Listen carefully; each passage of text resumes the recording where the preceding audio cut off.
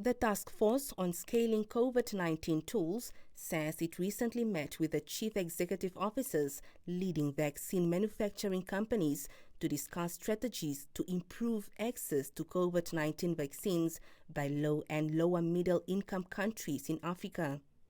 The task force on scaling COVID-19 tools comprises the heads of the International Monetary Fund, the World Bank Group, the WHO, and the World Trade Organization. The task force expressed concern that, should the world not take urgent steps, it is likely to miss the global target of vaccinating at least 40% of all countries' population by 2021. The task force says despite adequate vaccines produced globally on aggregate, adequate doses are not reaching low and lower middle income countries, resulting in a crisis of vaccine inequity.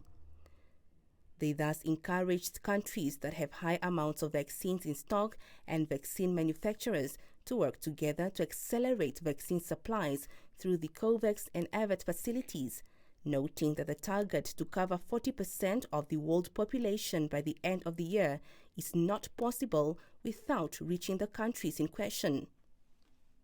Another request is for countries with excess vaccines or whose populations are fully vaccinated to swap their near-term delivery schedules with COVAX and AVAT countries to release vaccine manufacturers from contractual obligations that hamper broader distribution.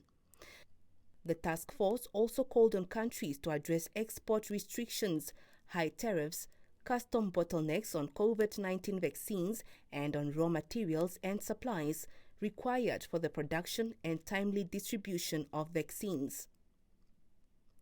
It further urged regulatory authorities around the world to create regulatory consistency and standardization around approval of vaccines and to accept the WHO's emergency use listing procedures.